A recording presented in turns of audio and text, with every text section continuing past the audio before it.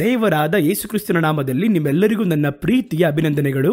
ಈ ದಿನ ನಾವು ಕೀರ್ತನೆಗಳು 143ನೇ ಅಧ್ಯಾಯ 5ನೇ ವಾಕ್ಯ. ಹಳೆ ದಿನಗಳನ್ನು ನೆನೆಸಿಕೊಳ್ಳುತ್ತೇನೆ, ನಿನ್ನ ಎಲ್ಲ ಕಾರ್ಯಗಳನ್ನು ಧ್ಯಾನಿಸುತ್ತೇನೆ, ನಿನ್ನ ಕೈ ಕೆಲಸಗಳನ್ನು ಸ್ಮರಿಸುತ್ತೇನೆ ಎಂಬುದಾಗಿ ಬರೆಯಲ್ಪಟ್ಟಿದೆ. ದಾವೀದನು ತನ್ನ ಅನುಭವದಲ್ಲಿ ಒಂದು ಮಾತನ್ನು ಹೇಳುತ್ತಾರೆ. ಹಳೆ ದಿನಗಳು ಒಂದು ಅವರ ಆತ್ಮಿಕ ಜೀವನದ ಆರಂಭ ದಿನವಾಗಿರ್ಬೋದು, ಅಥವಾ ಕರ್ತನು ಮನುಷ್ಯರೊಂದಿಗೆ ತನ್ನನ್ನು ಸಂಪರ್ಕಿಸಿಕೊಂಡಂಥ ಕಾಲಗಳ ಪೂರ್ವ ದಿನಗಳಾಗಿರ್ಬೋದು. ಅಂದರೆ ಇಸ್ರೇಲ್ ಜನಗಳನ್ನು ಪೂರ್ವ ದಿನಗಳಲ್ಲಿ ಕರ್ತನು ಯಾವ ರೀತಿ ದಾಸತ್ವದಿಂದ ಬಿಡಿಸಿ ಕರೆದುಕೊಂಡು ಬಂದರು ಎನ್ನುವುದರ ಕುರಿತಾಗಿ ಇರ್ಬೋದು. ಆ ಹಳೆಯ ದಿನಗಳನ್ನು, ಆರಂಭ ದಿನಗಳನ್ನು ನಾನು ಸ್ಮರಿಸುತ್ತೇನೆ. ಆ ಆರಂಭ ದಿನಗಳ ಕ್ರಿಯೆಗಳಲ್ಲಿ ಕರ್ತನು ಮಾಡಿದ ಎಲ್ಲ ಕೆಲಸಗಳನ್ನು ಧ್ಯಾನ ಮಾಡುತ್ತೇನೆ, ನಿಮ್ಮ ಕೈಗಳ ಕ್ರಿಯೆಯನ್ನು ಯೋಚನೆ ಮಾಡುತ್ತೇನೆ ಎಂಬುದಾಗಿ ಹೇಳುತ್ತಾರೆ. ಕ್ರೈಸ್ತ ಜೀವನದ ಅನುಭವದಲ್ಲಿ ಸ್ಮರಿಸಿ ನೋಡುವುದು ಬಹು ಮುಖ್ಯವಾಗಿರುವಂತಹ ಒಂದು ಕ್ರಿಯೆ. ಸ್ಮರಿಸಿ ನೋಡುವುದು, ನೆನ್ನೆ ನಡೆದಿದ್ದು ನೆನ್ನೆಗೆ ಮುಗೀತು, ಹಾಗೆ ಹೋಗ್ತಾ ಇರೋಣ ಎಂಬುದಾಗಿ ಹೇಳಿ ಓಡುವುದಲ್ಲ. ಆ ರೀತಿ ಓಡಿದರೆ ಒಂದು ಶ್ರೇಷ್ಠ ಓಟವನ್ನು ನಮ್ಮಿಂದ ಓಡಲು ಸಾಧ್ಯವಾಗುವುದಿಲ್ಲ. ಹಾಗಾದರೆ ಏನು ಮಾಡಬೇಕು? ದೇವರ ಮಕ್ಕಳು ಆಗಾಗ ನಿಂತು ನೆನೆಸಿ ನೋಡಬೇಕು. ನಮಗೆ ಇದಕ್ಕಿಂತ ಮುಂಚೆ ನಡೆದ ಕಾರ್ಯಗಳನ್ನು, ದೇವರು ಹೇಳಿದ ಕಾರ್ಯವನ್ನು ಸ್ಮರಿಸಿ ನೋಡಬೇಕು. ಆ ರೀತಿ ಸ್ಮರಿಸಿ ನೋಡುವಾಗ ಅದರಲ್ಲಿ ತಿಳಿದುಕೊಳ್ಳುವುದಕ್ಕೆ ಬಹಳ ಕಾರ್ಯಗಳು ಇರುವುದು ಮಾತ್ರವಲ್ಲದೆ, ದೇವರ ಬಳಿಯಲ್ಲಿ ಇನ್ನೂ ಹತ್ತಿರ ಸೇರುವುದಕ್ಕೆ ವಿಶ್ವಾಸದ ಒಂದು ದೃಢ ನಂಬಿಕೆ, ವಿಶ್ವಾಸದಲ್ಲಿ ಒಂದು ಆಸಕ್ತಿ ನಮಗೆ ಉಂಟಾಗುತ್ತದೆ. ಅದರಲ್ಲಿಯೇ ಒಂದೊಂದು ಕಾರ್ಯದಲ್ಲಿಯೂ ಹಳೆ ದಿನಗಳನ್ನು ಸ್ಮರಿಸುವುದನ್ನು ಪರಿಶುದ್ಧ ಭಕ್ತರು ವಾಡಿಕೆಯಾಗಿಟ್ಕೊಂಡಿದ್ದರು. ನೆನ್ನೆ ನಡೆದದ್ದು ನೆನ್ನೆಯೇ ಮುಗಿತು ಎಂಬುದಾಗಿ ಅಲ್ಲದೆ, ಅವರು ನಡೆದುಕೊಂಡು ಬಂದಂತಹ ಹಾದಿಯನ್ನು ಆಗಾಗ ಸ್ಮರಿಸಿದರು. ಸಭೆಗಳನ್ನು ನೋಡುವುದಾದರೆ ವರ್ಷದ ಕಡೆಯ ದಿನಗಳಲ್ಲಿ ಆ ವರ್ಷವನ್ನು ತಿರುಗಿ ನೋಡುವುದನ್ನು ವಾಡಿಕೆಗಿಟ್ಟಿರ್ತಾರೆ ಬಹಳ ಸಭೆಗಳಲ್ಲಿ. ನಾವು ಓದಂತಹ ಹಳೆ ಸಭೆಗಳನ್ನು ನೋಡಿದ್ದೇನೆ. 31ನೇ ತಾರೀಕು ಆರಾಧನೆ ಇಡುತ್ತಾರೆ. ನೀವು ಕೂಡ ಕಳೆದ ವರ್ಷದಲ್ಲಿ 31ನೇ ತಾರೀಕನ್ನು ದಾಟಿ ಬಂದಿರ್ತೀರಾ. ಅದರಲ್ಲಿ ಏನು ಮಾಡ್ತಾರೆ ಅಂತ ಹೇಳಿದ್ರೆ, ಆ ವರ್ಷದಲ್ಲಿ ದೇವರು ಮಾಡಿದ ಒಳಿತುಗಳು, ಈ ವರ್ಷದಲ್ಲಿ ದೇವರು ನಡೆಸಿದಂತಹ ವಿಧಾನಗಳು, ನಮಗೆ ಮಾಡಿದಂತಹ ಸಾಕ್ಷಿಗಳು, ಇಂಥವುಗಳನ್ನು ಸ್ಮರಿಸಿ ಸಭೆಯಾಗಿ ಅದನ್ನು ಸ್ಮರಿಸಿ ನೋಡುತ್ತಾರೆ. ಇದು ಬಹಳ ಮುಖ್ಯವಾದದ್ದು. ಆದರೆ ಒಂದು ಏನಂತ ಕೇಳುವುದಾದರೆ, ಅದು ವರ್ಷಕ್ಕೆ ಒಮ್ಮೆ ಮಾತ್ರವಲ್ಲ. ಒಂದು ಒಳ್ಳೆ ಆರೋಗ್ಯವಾಗಿ ಬಾಳಲು ಬಯಸುವಂತಹ ಕ್ರೈಸ್ತನು ಆಗಾಗ ಕಾಲಗಳನ್ನು ಯೋಚನೆ ಮಾಡಿ ನೋಡಬೇಕು. ಹಾದು ಹೋದವುಗಳನ್ನು ಹಿಂದಿರುಗಿ ನೋಡಬೇಕು.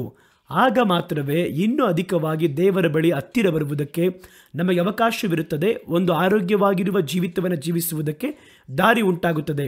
ಕೀರ್ತನೆಗಳಲ್ಲಿ 77ನೇ ಅಧ್ಯಾಯ 11, 12ನೇ ವಾಕ್ಯಗಳಲ್ಲಿ ಕೂಡ ದಾವೀದನು ಇದೇ ಕಾರ್ಯವನ್ನು ಒತ್ತುಕೊಟ್ಟು ಹೇಳುತ್ತಾರೆ. ಕರ್ತನ ಕ್ರಿಯೆಗಳನ್ನು ನೆನೆಸಿಕೊಳ್ಳುತ್ತೇನೆ, ನಿಮ್ಮ ಹಳೆ ದಿನಗಳ ಅತಿಶಯಗಳನ್ನು ನೆನಪಿಸಿಕೊಳ್ಳುತ್ತೇನೆ, ನಿಮ್ಮ ಕೈ ಕೆಲಸಗಳೆಲ್ಲವನ್ನ ಧ್ಯಾನ ಮಾಡಿ ನಿಮ್ಮ ಕೃತ್ಯಗಳನ್ನು ಯೋಚಿಸುವೆನು ಎಂಬುದಾಗಿ ಹೇಳಿದನು. ಅವರ ಜೀವನದಲ್ಲಿ ದೇವರು ಮಾಡಿದಂತಹ ಅದ್ಭುತ ಕಾರ್ಯಗಳು ಆಶ್ಚರ್ಯವಾದವುಗಳು. ಕುರಿ ಮೇಯಿಸುವಂತಹ ಕುರುಬನಾಗಿದ್ದು, ಕುಟುಂಬದಲ್ಲಿ ಕೂಡ ಅವರನ್ನು ಸಾಧಾರಣ ಒಂದು ಚಿಕ್ಕ ಕೆಲಸಕ್ಕೆ ಅವರನ್ನು ಉಪಯೋಗ ಮಾಡಲು ಸಾಧ್ಯ ಎಂಬುದಾಗಿ ಎಣಿಸಲ್ಪಟ್ಟಂತಹ ಒಬ್ಬ ಮನುಷ್ಯನನ್ನು ದೇವರು ಮೇಲೆತ್ತಿ ಅಷ್ಟು ದೊಡ್ಡ ಇಸ್ರೇಲ್ ದೇಶಕ್ಕೆ ಅರಸನಾಗಿ ಮಾಡಿದ್ದು ಸಾಧಾರಣ ವಿಷಯವಲ್ಲ. ಅದು ಒಂದು ದಿನದಲ್ಲಿ ನಡೆದಂತಹ ಒಂದು ಕಾರ್ಯವಲ್ಲ. ಇದರಲ್ಲಿ ದಾವೀದನ ಪ್ರಯತ್ನ ಎಂಬುದಾಗಿ ಏನೂ ಇಲ್ಲ. ಪರಿಪೂರ್ಣವಾಗಿ ಎಲ್ಲವೂ ಕೂಡ ಕರ್ತನಿಂದ ಅವರಿಗೆ ಏರ್ಪಡಿಸಲ್ಪಟ್ಟಿತು.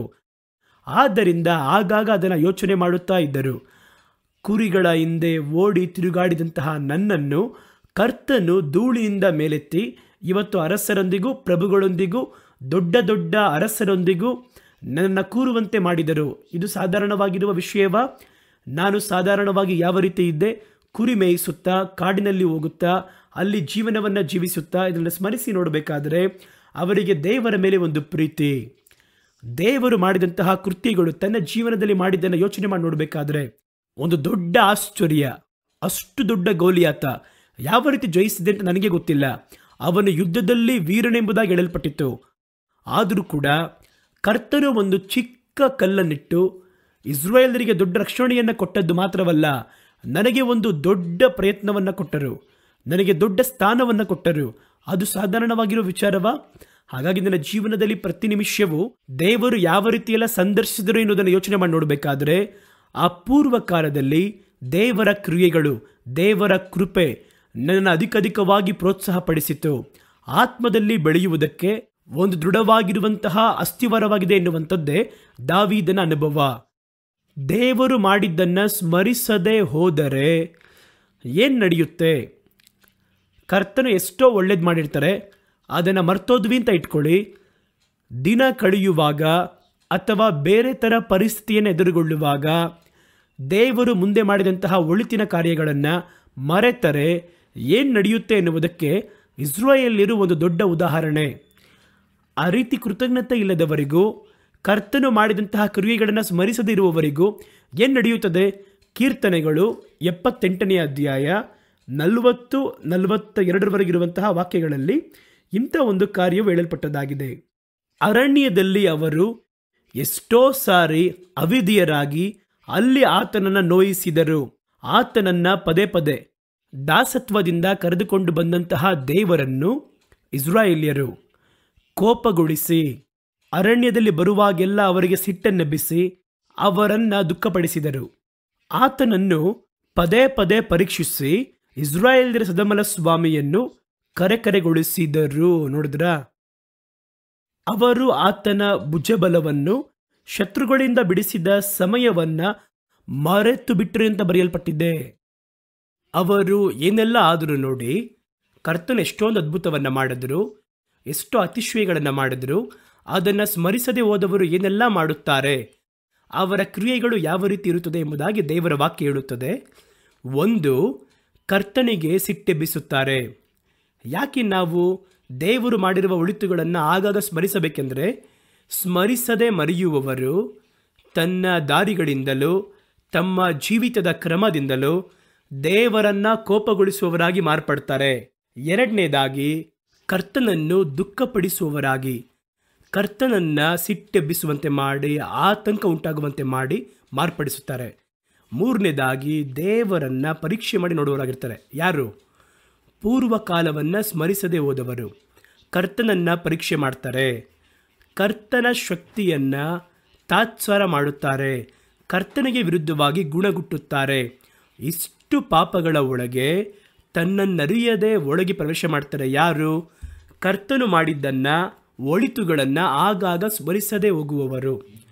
ಏನಾದರೂ ಒಂದು ಚಿಕ್ಕ ಅಗತ್ಯತೆ ಬಂದರೂ ಕೂಡ ದೇವರು ಮೊದಲು ಮಾಡಿದೆಲ್ಲವನ್ನು ಮರೆತು ತಕ್ಷಣ ಗುಣಗುಟ್ಟುವುದಕ್ಕೆ ಆರಂಭಿಸಿ, ತಕ್ಷಣ ಬೈಯುವುದಕ್ಕೆ ಆರಂಭಿಸಿ, ಶಪಿಸುವುದಕ್ಕೆ ಆರಂಭಿಸಿ, ಸಂಶಯ ಪಡಲು ಆರಂಭಿಸಿ ಕರ್ತನಿಗೆ ಸಿಟ್ಟನ್ನು ಎಬ್ಬಿಸುತ್ತಾರೆ.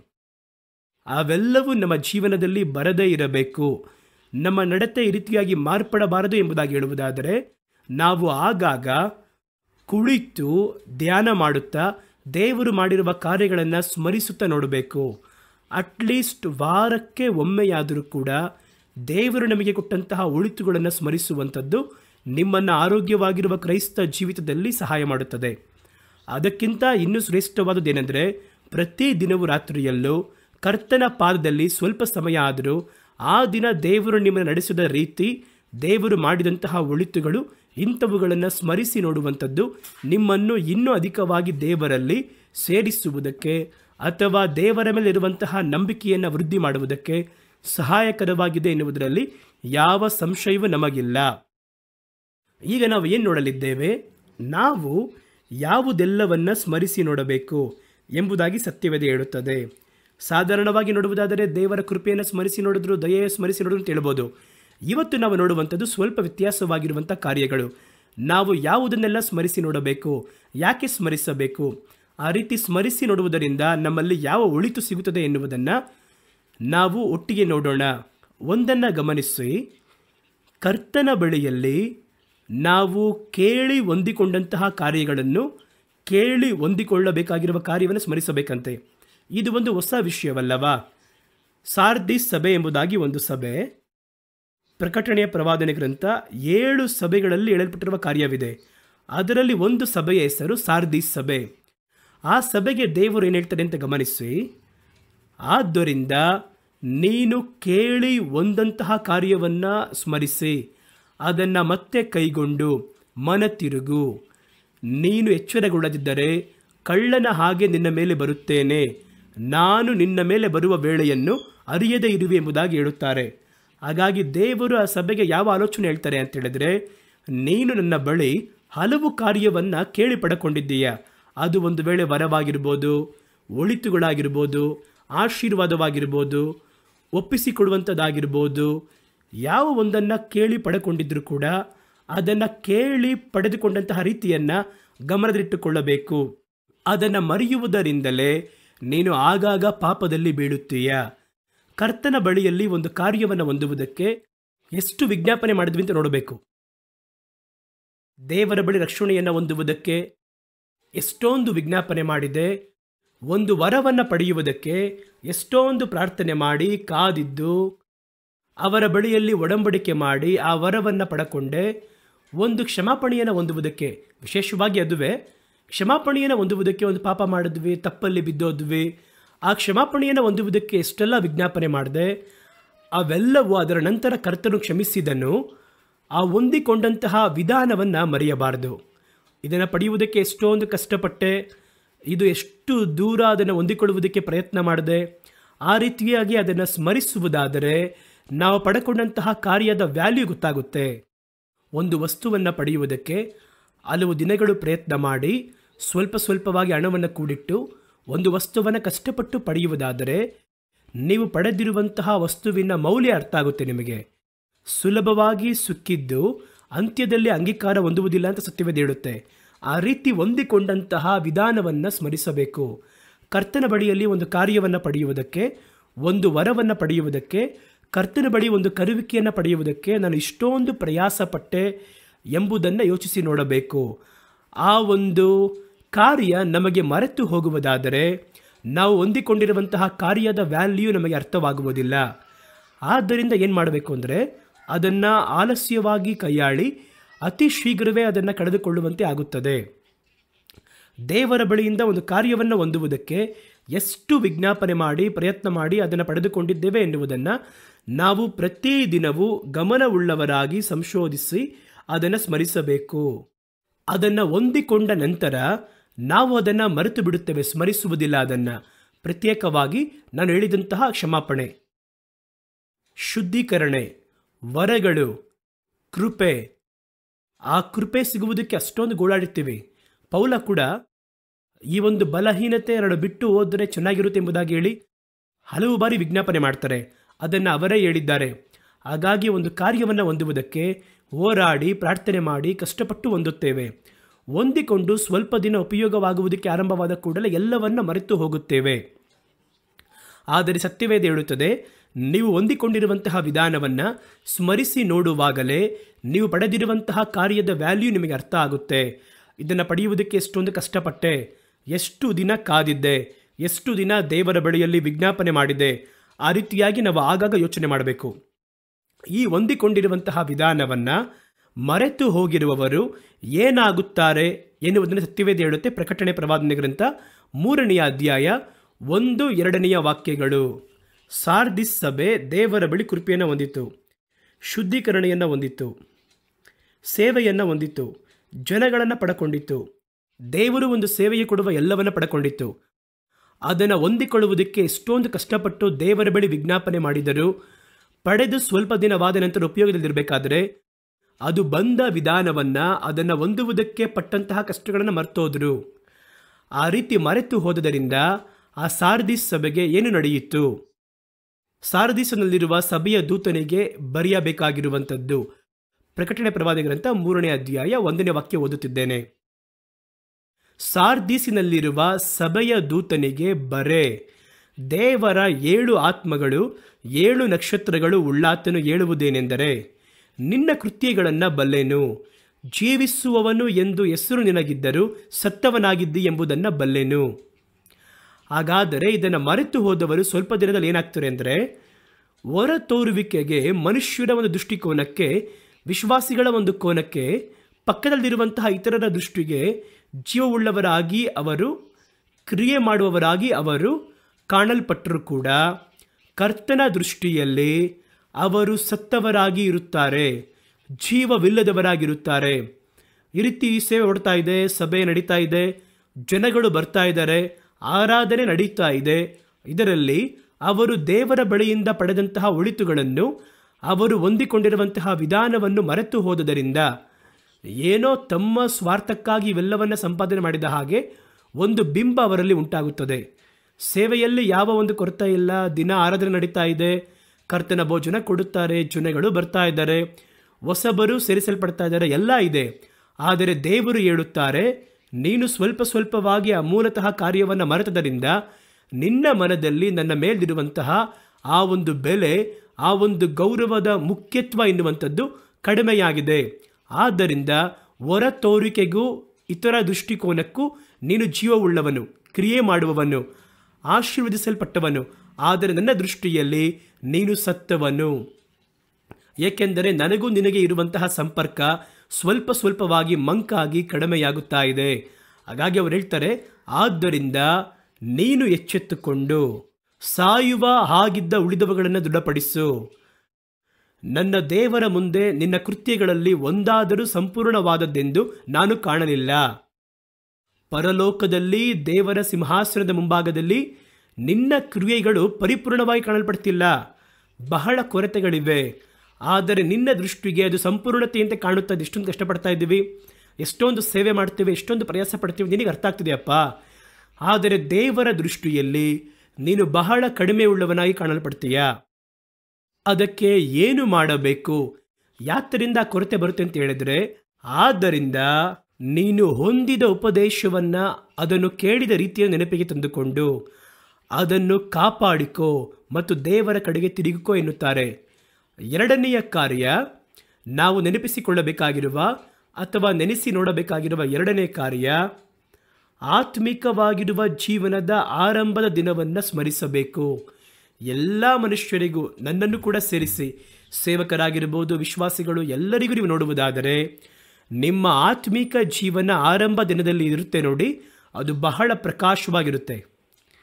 ಯಾವಾಗ ನೋಡಿದ್ರು ಪ್ರಾರ್ಥನೆ, ಯಾವಾಗ ನೋಡಿದ್ರು ಸತ್ಯವೇದ ವಾಕ್ಯ, ಹಾಡು, ನನ್ನ ದೇವನ ಕುರಿತಾಗಿರುವಂತಹ ಯೋಚನೆ ಓಡ್ತಾನೇ ಇರುತ್ತೆ.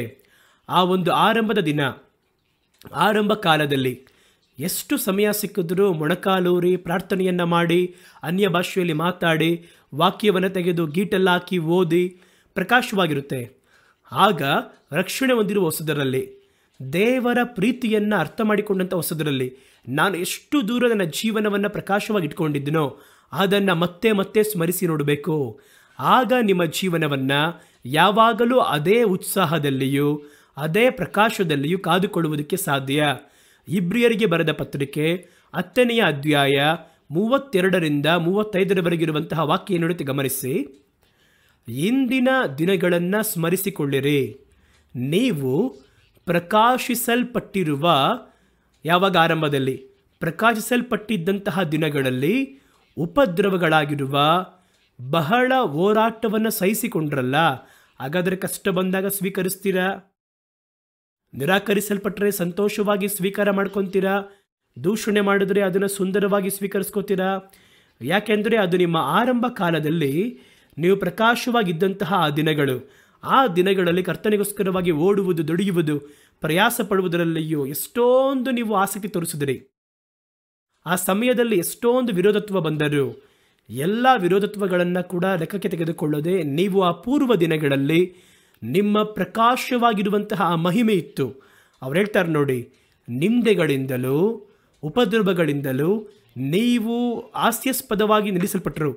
ನಿಮ್ಮನ್ನು ಆ ರೀತಿ ನಡೆಸುವವರಿಗೆ ನೀವು ಆ ರೀತಿಯಾಗಿದ್ದ ಸಂದರ್ಭದಲ್ಲಿ, ನಾನು ಕಟ್ಟಲ್ಪಟ್ಟಿರುವಲ್ಲಿ ನೀವು ನನ್ನ ಕುರಿತಾಗಿ ಪರಿತಪ್ಪಿಸಿದ್ದು ಮಾತ್ರವಲ್ಲದೆ ಪರಲೋಕದಲ್ಲಿ ಅಧಿಕವಾಗಿರುವ ಮಹಿಮೆಯು ದೊಡ್ಡ ಸ್ವಾತಂತ್ರ್ಯ ಉಂಟು ಎಂಬುದಾಗಿ ಅರಿತು ನಿಮ್ಮ ಆಸ್ತಿಗಳನ್ನು ಸಂತೋಷವಾಗಿ ನೀವು ಕೊಟ್ಟಿರಿ. ಇವೆಲ್ಲ ಹಳೇ ದಿನಗಳಲ್ಲಿ, ಆರಂಭ ದಿನಗಳಲ್ಲಿ ಒಬ್ಬನು ಕರ್ತನಿಗೋಸ್ಕರವಾಗಿ ಏನು ಬೇಕಾದ್ರೂ ಕೊಡಕ್ಕೆ ಸಿದ್ಧನಾಗಿರ್ತಾನೆ. ಆದ್ದರಿಂದ ಬಹಳ ಬಲಕ್ಕೆ ಆಸ್ಪದವಾದ ನಿಮ್ಮ ಧೈರ್ಯವನ್ನು ಬಿಟ್ಟು ಬಿಡಬೇಡಿರಿ. ಹಾಗಾಗಿ ಈ ವಾಕ್ಯ ಹೇಳುವಾಗ ಏನು ಬರುತ್ತೆ ಅಂತ ಕೇಳಿದರೆ, ಮೊದಲು ನೀವು ಆ ರೀತಿಯಾಗಿದ್ದೀರಿ, ಆದರೆ ಈಗ ಕಡಿಮೆ ಕೊರತೆ ಉಳ್ಳವರಾಗಿದ್ದೀರಾ. ಸ್ವಲ್ಪ ಸ್ವಲ್ಪವಾಗಿ ಆತ್ಮಿಕ ಖಿನ್ನತೆ, ನಿಮ್ಮನ್ನು ಬಾಧಿಸಿದೆ. ಆದ್ದರಿಂದ ಏನೆಂದರೆ ಧೈರ್ಯವನ್ನು ಕಳಕೊಂಡಿದ್ದೀರಾ. ಹಳೆಯ ದಿನಗಳಲ್ಲಿದ್ದಂತಹ ಪ್ರಕಾಶಮಾನದಲ್ಲಿ ಒಂದು ಕೊರತೆ ಕಾಣಲ್ಪಡ್ತಾ ಇದೆ. ಈ ಮಾತುಗಳನ್ನು ಉಪದ್ರವಗಳ ನಿಮಿತ್ತವಾಗಿ ಆತ್ಮದಲ್ಲಿ ಸೋತು ಹೋಗಿ ಹಿಂಜಾರಿ ಹೋದವರಿಗೆ ಪೌಲನು ಹೇಳುವಂತಹ ಒಂದು ಮಾತುಗಳು. ಅದರಲ್ಲಿ ಇಬ್ರಿಯರಿಗೆ ಬರೆದ ಪತ್ರಿಕೆ 10ನೇ ಅಧ್ಯಾಯ 38-39 ಕೊನೆಯದಾಗಿ ನೋಡಿ, ನಂಬಿಕೆಯಿಂದ ನೀತಿವಂತನು ಬದುಕುವನು, ಹಿಂಜಾರಿ ಹೋದರೆ ಅದರ ಮೇಲೆ ನನ್ನ ಆತ್ಮ ಪ್ರಿಯವಾಗಿರುವುದಿಲ್ಲ ಅಂತ ಹೇಳಿದ್ರು.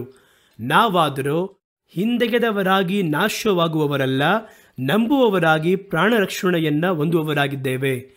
ಹಾಗಾಗಿ ಈ ಒಂದು ಸಭೆಯವರ ಸ್ಥಿತಿಯ ಸಂದರ್ಭದಲ್ಲಿ ಯಾವ ರೀತಿ ಅಂತ ಕೇಳಿದರೆ, ಮೊದಲು ಚೆನ್ನಾಗಿ ಓಡಿದರು, ತಮ್ಮ ಆಸ್ತಿಯೇ ಹೋದರೂ ಕೂಡ ಪರವಾಗಿಲ್ಲ ಎಂಬುದಾಗಿ ಕಾದಿದ್ದರು, ಉಪದ್ರವ ಬರುವಾಗ ಸಂತೋಷವಾಗಿ ಸಹಿಸಿಕೊಂಡರು, ಮತ್ತೊಬ್ಬರು ಅವರನ್ನು ಹಾಸ್ಯಾಸ್ಪದವಾಗಿ ನಿಲ್ಲಿಸಿ ದೂಷಣೆ ಮಾಡಿ ನಿಂದಿಸಿದಾಗ ಅದನ್ನು ಸಂತೋಷವಾಗಿ ಸ್ವೀಕರಿಸಿಕೊಂಡ್ರು. ಆದರೆ ಈಗ ಭಯಪಡ್ತಾ ಇದ್ದಾರೆ, ಭವಿಷ್ಯ ಏನಾಗುತ್ತೋ ಎಂಬುದಾಗಿ. ಉಪದ್ರವ ಬಂದರೆ ಅದನ್ನು ಎದುರುಗೊಳ್ಳುವುದಕ್ಕೆ ಧೈರ್ಯವನ್ನು ಕಳಕೊಂಡರು. ಇನ್ನು ಸ್ವಲ್ಪ ಬಿಟ್ಟರೆ ಹಿಂಜಾರಿ ಹೋಗ್ತಾರೋ ಎನ್ನುವ ರೀತಿಯಲ್ಲಿ ಒಂದು ಪರಿಸ್ಥಿತಿಯಲ್ಲಿದ್ದಾರೆ. ಈಗ ಅವರಿಗೆ ಯಾವ ಆಲೋಚನೆ ಹೇಳ್ತಾರೆ ಗೊತ್ತಾ? ನೀವು ಪ್ರಕಾಶಿಸಲ್ಪಟ್ಟಂತಹ ದಿನದಲ್ಲಿ, ನೀವು ಕರ್ತನನ್ನು ತಿಳುಕೊಂಡಂತಹ ಪೂರ್ವ ದಿನಗಳಲ್ಲಿ, ಮೊಟ್ಟ ಮೊದಲು ರಕ್ಷಣೆಯನ್ನು ಹೊಂದಿದ ದಿನದಲ್ಲಿ, ಮೊದಲು ಅಭಿಷೇಕವನ್ನು ಹೊಂದಿದ ದಿನದಲ್ಲಿ ಎಷ್ಟು ವೈರಾಗ್ಯವಾಗಿದ್ದರೆ, ಎಷ್ಟು ಪ್ರಕಾಶವಾಗಿದ್ದರೆ ಆ ದಿನಗಳನ್ನು ಸ್ಮರಿಸಿ ನೋಡಿರಿ. ಆಗ ನಿಮ್ಮಲ್ಲಿ ಏನು ಉಂಟಾಗುತ್ತೆ? ನಾವು ಯಾವ ರೀತಿಯೆಲ್ಲ ಇದ್ವಿ, ಎಷ್ಟೆಲ್ಲ ಉತ್ಸಾಹವನ್ನು ತೋರಿಸಿದ್ದೇವೆ, ಎಷ್ಟು ದೂರ ಕರ್ತನಿಗೋಸ್ಕರವಾಗಿ ಏನು ಬೇಕಾದ್ರೂ ಸ್ವೀಕಾರ ಮಾಡ್ಕೊಂಡಿದ್ದೀವಿ. ಇವತ್ತು ನಮಗೇನಾಯಿತು? ಯಾಕೆ ಇಂಥ ಒಂದು ಸೋಲಲ್ಲಿ ಕೂತಿದ್ದೇವೆ? ಆ ಒಂದು ಖಿನ್ನತೆ ನೀಗಿ ನಿಮಗೊಂದು ಹೊಸ ಬಲ ಉಂಟಾಗುತ್ತದೆ. ಆಗ ನೀವೇನು ಮಾಡಬೇಕು? ಆಗಾಗ ನೀವು ರಕ್ಷಣೆ ಹೊಂದಿದ ಆ ದಿನ, ಕರ್ತನು ಪ್ರಕಾಶಪಡಿಸಿದಂತಹ ದಿನ, ಅಭಿಷೇಕಿಸಲ್ಪಟ್ಟಂತಹ ದಿನ, ನಿಮ್ಮ ಆತ್ಮಿಕ ಜೀವಿತವನ್ನು ಆರಂಭಿಸಿದಂತಹ ಕಾಲ, ಅದರಲ್ಲಿ ಚೆನ್ನಾಗಿ ತೆಗೆದು ನೋಡಿ. ಎಲ್ಲರೂ ಕೂಡ ಬಹಳ ಪ್ರಕಾಶವಾಗಿ, ಬಹಳ ವೈರಾಗ್ಯವಾಗಿ, ಕರ್ತನ ಮೇಲೆ ಅಷ್ಟೊಂದು ಆಸಕ್ತಿ ಉಳ್ಳವರಾಗಿ ಹಾಗೆ ಆರಂಭಿಸಿರ್ತಾರೆ. ಅದು ಸ್ವಲ್ಪ ಮಂದವಾಗುವಾಗ, ಸ್ವಲ್ಪ ಹಿಂಜಾರುವಂಥ ಸಂದರ್ಭ ಎದುರಾಗುವಾಗ, ಒಂದು ಆತ್ಮಿಕ ಖಿನ್ನತೆ ಉಂಟಾಗುವಾಗ ಆ ಹಳೆಯ ದಿನಗಳನ್ನು, ಕರ್ತನು ನಿಮ್ಮನ್ನು ಸ್ಮರಿಸಿದ ದಿನವನ್ನು ಪುನಃ ಸ್ಮರಿಸಬೇಕು. ಆಗ ನೀವು ಪ್ರಕಾಶವಾಗಿ ಇದ್ದಂತಹ ದಿನಗಳು, ಕರ್ತನಿಗೋಸ್ಕರವಾಗಿ ದುಡಿದಂತಹ ದಿನಗಳು, ತ್ಯಾಗ ಮಾಡಿದ ದಿನಗಳನ್ನು ನೆನಪಿಗೆ ತಂದುಕೊಳ್ಳಿರಿ ಎಂಬುದಾಗಿ ಆಲೋಚನೆ ಕೊಡುವುದನ್ನು ನೋಡ್ತೀವಿ. ಮೂರನೇದಾಗಿ ನಾವು ಆಲೋಚನೆ ಮಾಡಿ ನೋಡಬೇಕಾಗಿರುವಂತಹ ಮೂರನೆಯ ಕಾರ್ಯ, ದೇವರನ್ನು ತಿಳಿಯುವ ಮುನ್ನ ನಮ್ಮ ಹಿಂದೆ ಜೀವನದಲ್ಲಿ ಯಾವ ರೀತಿ ಇದ್ವಿ ಎನ್ನುವುದನ್ನು ಸ್ಮರಿಸಬೇಕು. ಕರ್ತನು ಆರಿಸಿಕೊಳ್ಳುವುದಕ್ಕಿಂತ ಮುಂಚೆ ನನ್ನ ಹಳೆಯ ಜೀವನ ಯಾವ ರೀತಿ ಇತ್ತು? ಹಳೆಯ ಜೀವಿತ ಅಂದರೆ ಪಾಪದ ಸ್ಮರಣೆ ಅಲ್ಲ. ಹಳೆಯ ಜೀವಿತ ಅಂದರೆ ಯಾವ ರೀತಿ ಇದ್ವಿ? ದಾವೀದ ಅದನ್ನು ಸ್ಮರಿಸಿದ. ಕರ್ತನು ನನ್ನನ್ನು ತಮ್ಮ ಸೇವಕರಾಗಿರುವಂತಹ ಪ್ರವಾದಿಯ ಮನೆಗೆ ಕಳುಹಿಸಿ ನನ್ನ ತಲೆಯಲ್ಲಿ ಎಣ್ಣೆಯನ್ನು ಹಚ್ಚಿ ಅಭಿಷೇಕ ಮಾಡಿಸುವುದಕ್ಕಿಂತ ಮುಂಚಿತವಾಗಿ ನಾನು ಯಾವ ರೀತಿ ಇದ್ದೆ ಅದನ್ನು ಆಗಾಗ ಸ್ಮರಿಸಿದರು. ಕುರಿಗಳ ಹಿಂದೆ ಓಡುತ್ತಾ ಇದ್ದೆ, ಅಲ್ಪವಾದವನ್ನು ಕೆಸರಲ್ಲಿದ್ದವನು ನಾನು ಮರೆಯಲ್ಪಟ್ಟವನಾಗಿದ್ದೆ, ಧಿಕ್ಕರಿಸಲ್ಪಟ್ಟವನಾಗಿದ್ದೆ. ನೋಡಿ, ಅವರ ಸಹೋದರರು ಎಲ್ಲ ಸೈನ್ಯದಲ್ಲಿ ಕೆಲಸ ಮಾಡ್ತಾ ಇದ್ದಾರೆ. ಸಾಮುವೇಲ್ ಪ್ರವಾದಿ ಮನೆಗೆ ಬಂದು ಇಷಾಯನ ಬಳಿಯಲ್ಲಿ ಮಾತಾಡ್ತಾರೆ, ನಿನ್ನ ಮಕ್ಕಳಲ್ಲಿ ಒಬ್ಬನನ್ನು ದೇವರು ಇಸ್ರೇಲರಿಗೆ ಅರಸನಾಗಿ ಆರಿಸಿಕೊಳ್ಳುವುದಕ್ಕೆ ತೀರ್ಮಾನಿಸಿದ್ದಾರೆ ಅಂತ ಹೇಳಬೇಕಾದ್ರೆ ಅವರ ತಂದೆಗೆ ಕೂಡ ದಾವೀದನ ಹೆಸರು ನೆನಪಿಗೆ ಬರಲಿಲ್ಲ. ದಾವೀದನು ಮನದಲ್ಲಿ ಅವರು ಯೋಚನೆ ಮಾಡಲಿಲ್ಲ, ಅವನೆಲ್ಲ ರಾಜ ಆಗ ಸಾಧ್ಯನಾ? ಹಾಗಾದರೆ ಅರಸನಾಗಬೇಕು ಅಂದರೆ ಯಾರು ರಾಜ ಆಗ ಸಾಧ್ಯ? ಸೈನ್ಯದಲ್ಲಿ ಸರ್ವಿಸ್ ಮಾಡಿದ್ದಾರೆ, ಒಳ್ಳೆ ಶರೀರ ದೇಹ ಬೆಳವಣಿಗೆ ಇದೆ, ಅವರಿಗೆ ಒಳ್ಳೆ ಬೆಳವಣಿಗೆ ಇತ್ತು ಶರೀರದಲ್ಲಿ, ಅವರ ಹಿರಿಯ ಸಹೋದರರಿಗೆ. ಏಕೆಂದರೆ ವಾಕ್ಯದಲ್ಲಿ ಹೇಳುತ್ತದೆ, ನೀನು ಅವರ ಶರೀರದ ಒಂದು ಬಲವನ್ನು ನೋಡಬೇಡ ಎಂಬುದಾಗಿ. ಹಾಗಾಗಿ ಇವರಲ್ಲಿ ಒಬ್ಬನೇ ಅವರು ಬರಲು ಸಾಧ್ಯ ಎಂಬುದಾಗಿ ಅಂದ್ಕೊಂಡ್ರು. ಒಬ್ಬೊಬ್ಬರಾಗಿ ಅವರ ಸಹೋದರರನ್ನು ಅವರು ಒಬ್ಬೊಬ್ಬರಾಗಿ ಅಲ್ಲಿ ಕಳಿಸಿದ್ರು. ಕರ್ತನು ಪ್ರತಿಯೊಬ್ಬರನ್ನು ನಿರಾಕರಿಸಿದರು. ಮುಗಿಸಿದ ನಂತರ ಸಮುವೇಲ ಕೇಳುತ್ತಾನೆ, ಇಷ್ಟೇ ನಿಮ್ಮ ಮಕ್ಕಳು ಎಂಬುದಾಗಿ ಕೇಳಬೇಕಾದರೆ ಆಗಲೇ ಅವರಿಗೆ ದಾವೀದ ಬಿಟ್ಟು ಹೋಗಿದ್ದು ನೆನಪಾಗ್ತಾ ಇದೆ. ಅವ್ರು ಹೇಳ್ತಾರೆ, ಇಲ್ಲ ಇನ್ನೊಬ್ಬ ಮಗ ಇದ್ದಾನೆ, ಅವನ ಕುರಿ ಮೇಯಿಸುತ್ತಾ ಇದ್ದಾನೆ, ಅವನನ್ನು ಕರೆಕೊಂಡು ಬಾ ಎಂಬುದಾಗಿ ಸಮುವೇಲ ಹೇಳಿದ ಮೇಲೆ ಅವ್ರಿಗೆ ನೆನಪಾಗ್ತಾ ಇದೆ. ಆಗ ಆ ಕುಟುಂಬದಲ್ಲಿ ದಾವೀದನನ್ನ ಒಂದು ಬಹು ಮುಖ್ಯವಾಗಿರುವಂತಹ ಸ್ಥಾನದಲ್ಲಿಟ್ಟು ತಂದೆ ಕೂಡ ನೋಡಿರಲಿಲ್ಲ. ಕೆಲವರನ್ನ ನೋಡುವಾಗ ಬಲಹೀನತೆ ಉಳ್ಳವರಾಗಿರ್ತಾರೆ, ಕುಟುಂಬದಲ್ಲಿ ಬಹಳ ಇವರನ್ನು ಯಾವುದಕ್ಕೂ ಉಪಯೋಗ ಮಾಡೋಕ್ಕಾಗಲ್ಲ ಎಂಬುದಾಗಿ ಅವರು ಏನೋ ಒಂದು ಎಣಿಕೆಗೋಸ್ಕರವಾಗಿ ಹೇಳ್ತಾರೆ. ದಾವೀದ ಅವೆಲ್ಲವನ್ನು ಯೋಚನೆ ಮಾಡಿ ನೋಡಿದ್ರು. ನ್ಯಾಯವಾಗಿ ದೇವರು ಅವರನ್ನು ಲೋಕ ರೀತಿಯಲ್ಲಿ ಆಶೀರ್ವದಿಸಿರಬೇಕು ಎಂದರೆ ನನ್ನ ಸಹೋದರರಲ್ಲಿ ಹಿರಿಯನನ್ನೇ ದೇವರು ಅರಸನಾಗಿ ಅರಸಿರಬೇಕಾಗಿತ್ತು. ಆದರೆ ದೇವರ ಕೃಪೆ ಎನ್ನುವುದು ಕುರಿಗಳ ಹಿಂದೆ ಇದ್ದಂತಹ ನನ್ನನ್ನು ಕಂಡುಹಿಡಿಯಿತು. ಅದು ಎಷ್ಟು ದೊಡ್ಡ ಆಶ್ಚರ್ಯ! ಹಾಗಾಗಿ ಅಪೂರ್ವ ದಿನಗಳು ಕರ್ತನನ್ನು ಅರಿಯುವುದಕ್ಕಿಂತ ಮುಂಚಿತವಾಗಿ ನಾನು ಯಾವ ರೀತಿ ಇದ್ದೆ ನಾನು ಯೋಚನೆ ಮಾಡಿ ನೋಡಿದೆ. ದೇವರು ಮಾತ್ರ ಈ ಲೋಕದಲ್ಲಿ ಜನಿಸದೇ ಇದ್ದರೆ ಕ್ರಿಸ್ಮಸ್ ಕಾಲಗಳಲ್ಲಿ ನಾನು ಯೋಚನೆ ಮಾಡಿದ್ದೇನೆ, ಕರ್ತನು ಈ ಲೋಕದಲ್ಲಿ ಹುಟ್ಟದೇ ಇದ್ದರೆ ನಾನು ಏನಾಗ್ತಾ ಇದ್ದೆ ಎಂಬುದಾಗಿ ಯೋಚನೆ ಮಾಡಿ ನೋಡಿದೆ. ಆಗ ನನ್ನ ಹಳೆಯ ಜೀವನ, ನನ್ನ ಒಳಗೆ ದೇವರು ಹುಟ್ಟದೇ ಇದ್ದರೆ ನಾನು ಏನಾಗ್ತಾ ಇದ್ದೆ, ಏನಾಗಿರ್ಬೋದಾಗಿತ್ತು ಯೋಚನೆ ಮಾಡೋಕ್ಕೆ ಆಗ್ತಾನೇ ಇಲ್ಲ. ಏನು ನನಗೆ ಅನಿಸ್ತಾ ಇಲ್ಲ, ಯಾಕೆಂದರೆ ನನ್ನಿಂದ ಶ್ರೇಷ್ಠವಾಗಿ ಏನು ಮಾಡೋಕ್ಕಾಗ್ತಿರಲಿಲ್ಲ, ಏನು ಮಾಡೋಕ್ಕಾಗಿಲ್ಲ ಹಳೆಯ ಜೀವನದಲ್ಲಿ. ಹಾಗಾದರೆ ಏನಾಗ್ತಾ ಇದ್ದೆ ನಾನು, ಏನೂ ಅರ್ಥ ಆಗಲಿಲ್ಲ. ಅದೇ ರೀತಿ ನಮ್ಮ ಹಳೆಯ ಜೀವಿತವನ್ನು ಯೋಚನೆ ಮಾಡಿ ನೋಡಿ. ನಿರಾಕರಿಸಲ್ಪಟ್ಟಂತಹ ಒಂದು ಜೀವಿತ, ನಂಬಿಕೆ ಕಳಕೊಂಡಂತಹ ಒಂದು ಜೀವಿತ, ಯಾರಿಗೂ ಪ್ರಯೋಜನವಿಲ್ಲದ ಒಂದು ಜೀವಿತ.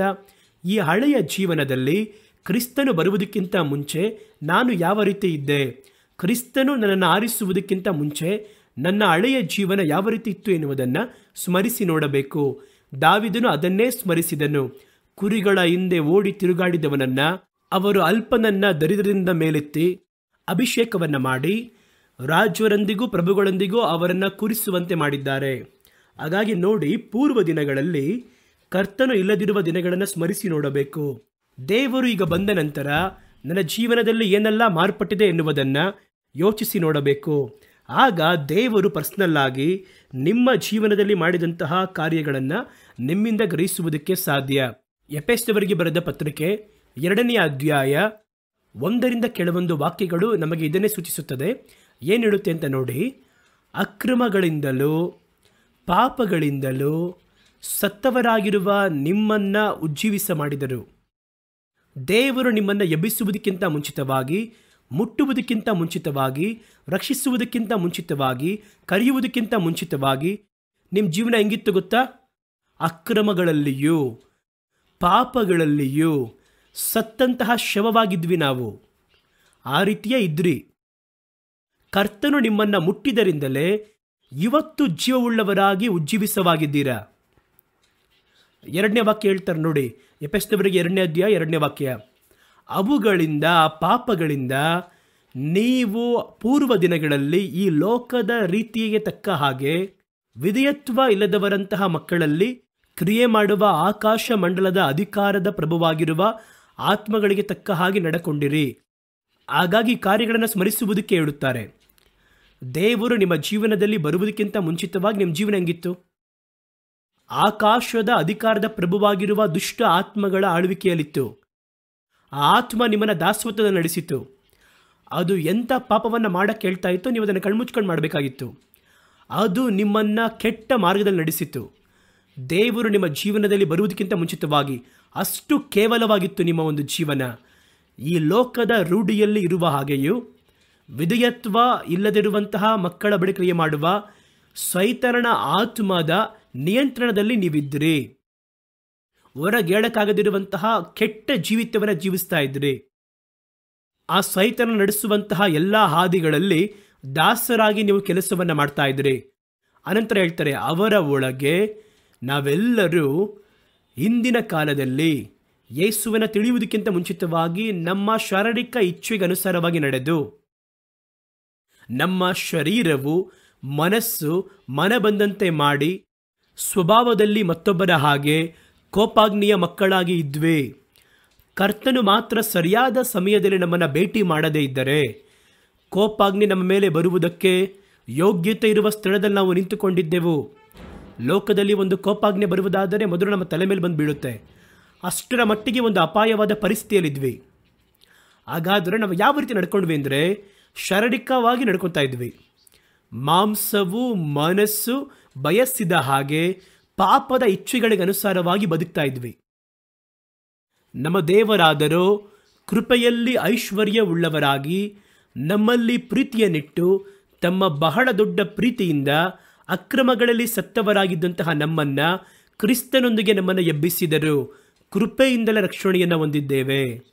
ಹಾಗಾಗಿ ಅವರೇನು ಹೇಳ್ತಾರೆ, ಆಗಾಗ ಯೇಸು ಬರುವುದಕ್ಕಿಂತ ಮುಂಚಿತವಾಗಿ ನಾನು ಹೇಗಿದ್ದೆ, ಯೇಸು ಮಾತ್ರ ನನ್ನ ಜೀವನದಲ್ಲಿ ಬಾರದೇ ಇದ್ದರೆ ಇವತ್ತು ನಾನು ಯಾವ ರೀತಿ ಇರ್ತಾ ಇದ್ದೆ, ಅದನ್ನು ಯೋಚನೆ ಮಾಡಿ ನೋಡೋಕ್ಕಾಗ್ತಾ ಇಲ್ಲ.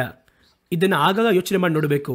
ಅದನ್ನು ಯೋಚಿಸದಿದ್ದರೆ ಏನಾಗುತ್ತೆ ಅಂತ ಕೇಳಿದರೆ, ನಾವು ಏನೋ ದೊಡ್ಡ ಮತ್ತೊಬ್ಬರಿಗೆ ವಿಶೇಷ ರೀತಿಯಲ್ಲಿರುವ ಹಾಗೆ, ನಾವು ಬಹಳ ನೀತಿವಂತರೆಂಬಂತೆ, ಹುಟ್ಟಬೇಕಾದ್ರೆ ನೀತಿವಂತರಾಗಿ ಹುಟ್ಟಿರುವ ಹಾಗೆ, ಆದ್ದರಿಂದ ದೇವರು ನಮ್ಮನ್ನು ಮುಟ್ಟಿದರು ಎಂಬುದಾಗಿ ನಮ್ಮ ಮನದಲ್ಲಿ ಒಂದು ಗರ್ವದ ಒಂದು ಯೋಚನೆ ಬರುತ್ತದೆ. ಹಳೆ ದಿನಗಳನ್ನು ಸ್ಮರಿಸುವಾಗ ಕಸವಾಗಿದ್ದಂತಹ, ಬಿದ್ದಿರುವಂತಹ, ಧೂಳಾಗಿದ್ದಂತಹ, ಛೀ ಎಂಬುದಾಗಿ ಉಗಿಯಲ್ಪಡುವಂತಹ ಅಂತ ಜೀವಿತ ಇದ್ದಂತಹ ನಮ್ಮ ಜೀವನದಲ್ಲಿ ಆ ರೀತಿ ಇದ್ವಿ ಎನ್ನುವುದನ್ನು ಅರ್ಥ ಮಾಡಿಕೊಳ್ಳುವವರಾಗಿರಬೇಕು. ಮತ್ತೊಬ್ಬರನ್ನು ಅಲ್ಪವಾಗಿ ಎಣಿಸುವಂಥದ್ದು, ಇನ್ನೊಬ್ಬರನ್ನು ಅವಮಾನ ಪಡಿಸುವಂಥದ್ದು, ಎಲ್ಲ ನಾನೇ ಪರಿಪೂರ್ಣವಾದವನು, ಅವನು ಮಾಡಿ ತಪ್ಪು, ಇವನು ಮಾಡಿ ತಪ್ಪು, ಅವನು ಹೇಳೋ ತಪ್ಪು. ಹಾಗಾದರೆ ನ್ಯಾಯ ವಿಚಾರಿಸ್ತಾ ನೋಡಿ, ಇವನು ತನ್ನ ಹಳೆಯ ಜೀವನ ಕ್ರಿಸ್ತನು ಇಲ್ಲದಿರಬೇಕಾದರೆ ನಾವು ಯಾವ ರೀತಿ ಇದ್ವಿ ಎನ್ನುವುದನ್ನು ಮರೆತವನು. ಅವರಿಗೆ ನೋಡುವುದಾದರೆ ಮತ್ತೊಬ್ಬರು ನೋಡಬೇಕಾದರೆ ಅಲ್ಪವಾಗಿ ಕಾಣಿಸುತ್ತೆ. ಯಾಕೆಂದರೆ ನಾವು ದೇವರ ಸ್ಥಾನಾಧಿಪತಿ, ದೇವರನ್ನು ಕೇಳದೆ ಏನು ಮಾಡೋದೇ ಇಲ್ಲ, ಪರಲೋಕದಲ್ಲಿ ಬಹಳ ಮುಖ್ಯವಾದವರು ನಾವು, ಕರ್ತನ ಆತ್ಮನ ನಮ್ಮ ಮೇಲೆ ಇದ್ದಾರೆ ಎಂಬುದಾಗಿ ಇವನು ಪಾಪಿ, ಇವನು ದ್ರೋಹಿ, ಇವನಿಗೆ ಇಂಥ ಒಂದು ನ್ಯಾಯ ತೀರ್ಪು, ಇವನು ಬಂದು ಒಬ್ಬ ಸುಳ್ಳನು, ಇವನು ಒಬ್ಬ ಕಳ್ಳನು ಎಂಬುದಾಗಿ ಎಲ್ಲರ ಕುರಿತಾಗಿ ನ್ಯಾಯ ವಿಚಾರಣೆ ಮಾಡ್ತಾರೆ ನೋಡಿ. ಇಂಥ ಒಂದು ಸ್ಥಿತಿ ಒಬ್ಬನಲ್ಲಿ ಯಾವಾಗ ಬರುತ್ತದೆ ಎಂಬುದಾಗಿ ನೋಡುವುದಾದರೆ, ಅವನು ತನ್ನ ಹಳೆಯ ಜೀವನದಲ್ಲಿ ಕ್ರಿಸ್ತನು ಇಲ್ಲದೆ ಇರಬೇಕಾದರೆ ತಾನು ಯಾವ ರೀತಿ ಇದ್ದ ಎನ್ನುವುದನ್ನು ಮರೆತು ಹೋಗುವುದರಿಂದ, ಮತ್ತೊಬ್ಬರಿಗಿಂತ ತನ್ನನ್ನು ದೊಡ್ಡದಾಗಿ ನೋಡುವಂತಹ ಒಂದು ಗರ್ವದ ಆಲೋಚನೆ ನಮ್ಮಲ್ಲಿ ಬಂದು ಬಿಡುತ್ತದೆ. ಹಾಗಾಗಿ ಇದರಿಂದ ಏನು ಹೇಳ್ತಾರೆ ಅಂತ ಹೇಳಿದ್ರೆ, ಆಗಾಗ ಕ್ರಿಸ್ತನು ಇಲ್ಲದೆ ಇವತ್ತು ನಾನು ಒಂದು ದೇವರ ಮಾತುಗಳನ್ನು ಮಾತಾಡುವವನಾಗಿದ್ದೇನೆ, ಇವತ್ತು ನನ್ನಿಂದ ಪ್ರಾರ್ಥನೆ ಮಾಡೋಕ್ಕಾಗ್ತಾ ಇದೆ, ಇವತ್ತು ನನ್ನಿಂದ ದೇವರನ್ನು ತಿಳ್ಕೊಳ್ಳಲು ಸಾಧ್ಯವಾಗ್ತಾ ಇದೆ. ಆದರೆ ಇದೆಲ್ಲ ದೇವರಿಂದ ನನಗೆ ಕೊಡಲ್ಪಟ್ಟಿರುವ ಕೃಪೆಯಿಂದ ಕೊಡಲ್ಪಟ್ಟಿರುವಂತಹ ಕಾರ್ಯ. ನಾನು ನೀತಿವಂತನೆನ್ನುವುದರಿಂದಲೋ ಒಳ್ಳೆಯವನೆನ್ನುವುದರಿಂದಲೋ ಅಲ್ಲ. ಏಕೆಂದರೆ ನನ್ನ ಹಳೆ ಜೀವಿತ ನಮಗೆ ಗೊತ್ತಲ್ವಾ, ಅದು ಪಾಪದಲ್ಲಿಯೂ ಇಚ್ಛೆಯಲ್ಲಿಯೂ ಲೋಕ ರೂಢಿಯ ಪ್ರಕಾರವಾಗಿ ಆಕಾಶ ಮಂಡಲದ ದುರಾತ್ಮ ಸೈನ್ಯಗಳ ಒಂದು ನಿಯಂತ್ರಣದಲ್ಲಿದ್ದಂತಹ ಕೇವಲವಾದ ಜೀವನ.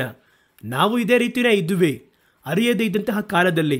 ಅದು ನಮ್ಮ ಮನದಲ್ಲಿದ್ದರೆ ಮತ್ತೊಬ್ಬರನ್ನ ಕಡಿಮೆಯಾಗಿ ಎಣಿಸುವಂಥದ್ದು, ಅವಮಾನ ಮಾಡುವಂಥದ್ದಾಗಿರ್ಬೋದು, ಮತ್ತೊಬ್ಬರಿಗಿಂತಲೂ ನಮ್ಮನ್ನು ದೊಡ್ಡವರಾಗಿ ಯೋಚನೆ ಮಾಡುವಂಥದ್ದು, ಮತ್ತೊಬ್ಬರನ್ನ ನ್ಯಾಯ ವಿಚಾರಿಸುವುದಾಗಲಿ ಬಹಳ ಯೋಚನೆ ಮಾಡ್ತೀವಿ. ಆದರೆ ಅರ್ಥ ಮಾಡಿಕೊಳ್ಳಬೇಕು, ಐಗುಪ್ತದ ದಾಸತ್ವವನ್ನು ಯೋಚಿಸಿ ಮತ್ತೊಬ್ಬರ ಬಳಿ ನಾವು ಕೃಪೆ ತೋರಿಸಬೇಕು. ನಮ್ಮ ಹಳೆಯ ಜೀವಿತವನ್ನು ಯೋಚನೆ ಮಾಡಿ ನೋಡುವಾಗ, ಈಗ ನಮ್ಮ ಹಳೆಯ ಜೀವಿತವನ್ನು ಜೀವಿಸುವಾಗ ಇದ್ದ ಹಾಗೆ ಇರುವವರನ್ನು ನೋಡಬೇಕಾದ್ರೆ ನಮಗೆ ಅವರ ಮೇಲೆ ಒಂದು ಪಶ್ಚಾತ್ತಾಪ ಉಂಟಾಗುತ್ತದೆ. ಅವರಿಗೆ ನಾವು ಸೇವೆಯನ್ನು ಮಾಡಬೇಕು ಎಂಬುದಾಗಿ ಅನ್ನಿಸುತ್ತದೆ. ಸತ್ಯವೇದದಲ್ಲಿ ನೋಡಿ, ಒಂದು ಸುಂದರವಾಗಿರುವ ಸಂಭವವನ್ನು ಹೇಳ್ತಾರೆ. ನೀನು ಐಗುಪ್ತದಲ್ಲಿ ಗುಲಾಮನಾಗಿದ್ದೆ, ಒಂದೊತ್ತು ಊಟಕ್ಕೆ ಕೈ ಚಾಚ್ತಾ ಇದ್ದೆ, ಹಲವು ಪೆಟ್ಟನ್ನು ತಿಂದು ಒಂದೊತ್ತು ಊಟ ಮಾಡೋದಕ್ಕೆ ಅಷ್ಟೊಂದು ಕಷ್ಟವನ್ನು ಪಟ್ಟೆ, ಅದನ್ನು ಮರಿಬಾರ್ದು ನೀನು. ಅದೇ ರೀತಿಯಂತಹ ಸ್ಥಿತಿಯಲ್ಲಿ ಇವತ್ತು ಒಬ್ಬನನ್ನು ನೀನು ನೋಡಬೇಕಾದ್ರೆ ಅವನಿಗೆ ನೀನು ನಿನ್ನ ಹಳೆಯ ಜೀವಿತವನ್ನು ನೆನೆಸಿ ಸಹಾಯ ಮಾಡಬೇಕು, ಕೃಪೆ ತೋರಿಸಬೇಕು ಎನ್ನುವುದನ್ನು ದೇವರು ಇಸ್ರಾಯೇಲರಿಗೆ ಕಲಿಸುವುದನ್ನು ನೋಡ್ತೀವಿ ನಾವು. ಇವತ್ತು ದೇವರು ನಮ್ಮ ದೇವರು, ನಾವು ವಿಶೇಷವಾಗಿರುವ ಜಾತಿ ಅಂತ ಅನ್ಕೋಬಹುದು. ಆದರೆ ಒಂದು ಕಾಲದಲ್ಲಿ ಒಂದೊತ್ತು ತುತ್ತಿಗೋಸ್ಕರವಾಗಿ ಪೆಟ್ಟನ್ನು ತಿಂದು ಉಪದ್ರವಗಳನ್ನು ಅನುಭವಿಸಿ ಬಹಳ ಕಷ್ಟಪಟ್ಟು ಕುಟುಂಬದಲ್ಲಿ ರಕ್ತವನ್ನು ಸುರಿಸಿ ಒಂದು ಗುಲಾಮನಾಗಿ ಬದುಕಿದಂತಹ ಬದುಕು.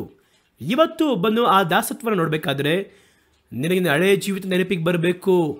ಆಗ ಆಟೋಮೆಟಿಕ್ ಆಗಿ ಅವನ ಮೇಲೆ ನಿನಗೆ ಕೃಪೆ ಉಂಟಾಗಬೇಕು ಎಂಬುದಾಗಿ ದೇವರು ಹೇಳುತ್ತಾರೆ.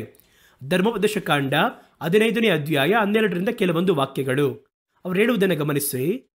ಸ್ವದೇಶದವರೊಳಗೆ ಯಾವ ಇಬ್ರಿಯ ಪುರುಷನಾಗಲಿ ಸ್ತ್ರೀಯಾಗಲಿ ನಿಮಗೆ ದಾಸರಾಗಿರುವುದಕ್ಕಾಗಿ ನಿನ್ನ ಕೆಳಗೆ ಅವರು ಗುಲಾಮರಾಗಿದ್ದಾರೆ. ಅವರನ್ನು ಗುಲಾಮರಾಗಿ ಮಾರಿದ್ದಾರೆ, ನೀನು ಪಡ್ಕೊಂಡಿದ್ದೀಯಾ. ನಿನಗೆ ಅವನು ಗುಲಾಮನಾಗಿದ್ದರೆ ಮಾರಲ್ಪಡುವ ಪಕ್ಷಕ್ಕೆ ಅಂಥವರು 6 ವರ್ಷಗಳವರೆಗೂ ನಿಮ್ಮನ್ನು ಸೇವೆ ಮಾಡಲಿ. 7ನೆಯ ವರ್ಷದಲ್ಲಿ ನೀವು ಅವರನ್ನು ಬಿಟ್ಟು ಬಿಡಬೇಕು. ಇನ್ನು ಮುಂದೆ ಬರುವುದು ಬಹಳ ಮುಖ್ಯ. ಬಿಡುವಾಗ ಬರಿಗೈಯಲ್ಲಿ ಕಳುಹಿಸಿ ಬಿಡಬಾರದು. ನಿನ್ನ ಬಳಿ ಕೆಲಸ ಮಾಡಿದವನನ್ನು ದಾಸನಾಗಿದ್ದವನನ್ನು ಕಳುಹಿಸಿಕೊಡುವಾಗ ನೀನು ದಾಸನಾಗಿ ಬರಬೇಕಾದ್ರೆ ಯಾವ ರೀತಿ ನನ್ನ ಕಳಿಸಿದ್ನೋ ಅದೇ ರೀತಿ ಅದನ್ನು ಸ್ಮರಿಸಬೇಕು. ಬಿಡುವಾಗ ಬರಿಗೈಯಲ್ಲಿ ಕಳುಹಿಸಿ ಬಿಡಬಾರದು.